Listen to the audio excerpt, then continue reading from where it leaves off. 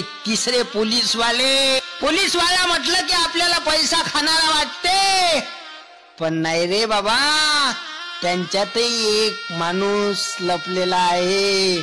आपण पाहिलं असेल, सरकारी दवाखाने आपण बंद पाळलेले असतील, आपण सरकारी कार्यालय बंद पाळलेले असतील, आपण सरकारी शाळा बंद पाळलेल्या असतील, आपण बँक बंद पाळलेल्या असतील, पण पाहिलं कधी तुम्ही की आज पोलीस स्टेशन बंद आहे? नाही रे बाबा, ते कधीच बंद नाही राहत.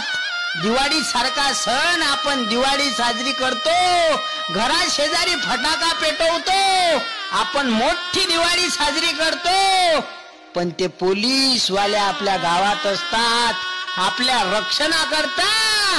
का? त्यांना मुलं बाळ नसतात, पण ड्युटी ते ड्युटी.